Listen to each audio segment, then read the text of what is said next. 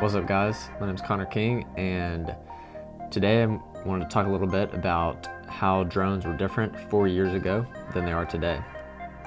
In 2014, I went on a family vacation to California and I brought my DJI Phantom there, and I ended up flying it at the Golden Gate Bridge and the Hollywood sign, two iconic places. And then also last summer in 2017, I went on a road trip and I brought my DJI Mavic and flew it at the Golden Gate Bridge and Hollywood sign. And so I have a bunch of footage from 2014 and I wanted to look through that and explain how things are different now. And some of the stuff that I did is kind of funny. And also at the end of this video, we'll compare my drone shots that I did in 2014 and 2017, and I'll share a few tips about how to get better drone shots.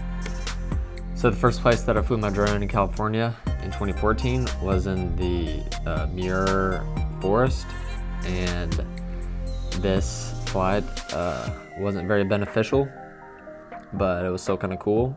I ended up, as soon as I took off my drone and got it up above all the trees, I realized that there would be no way that I would ever find my way back home because all the trees look the same.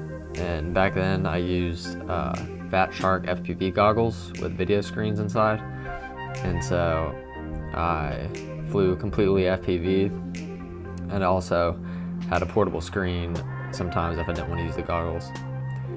So that was the first place I flew it, and then the second place I flew it was at the Golden Gate Bridge, and me and my dad woke up really early and flew it there, and I used to carry it around in a Pelican case. Also keep in mind, on this trip I had already owned the DJI Phantom, the original DJI Phantom, for 1 year. One major upgrade that I made to it was adding the Zenmuse gimbal.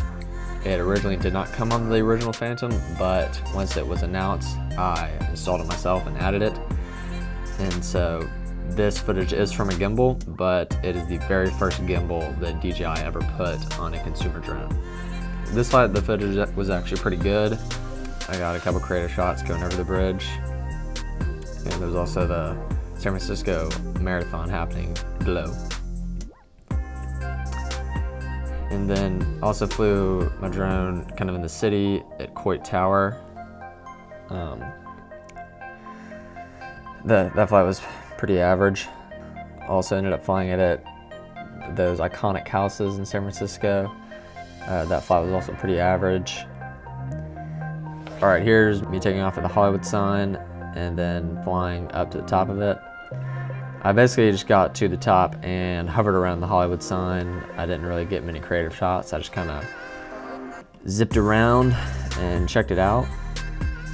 And then also, let's see, this is another time when I found my drone at the Golden Gate Bridge. And this was a pretty interesting flight.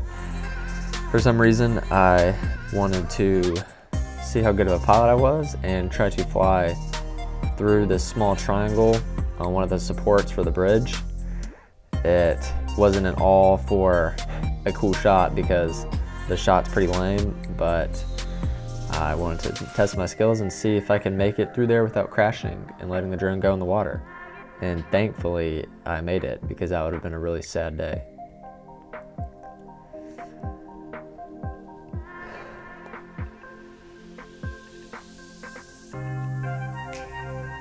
So now if you look at some of my footage from 2017 with the DJI Mavic, you can see how my drone shots of the Hollywood sign are much more dynamic and creative. I did much more complex maneuvers with the drone and the camera, and I made sure to get a variety of shots. I didn't just leave my drone in the same spot in the sky and just kind of look around. I changed altitudes, I got different angles, and I got different motion. I got some going to the Hollywood sign front and back, I got some side to side, and then I did some more complex maneuvers.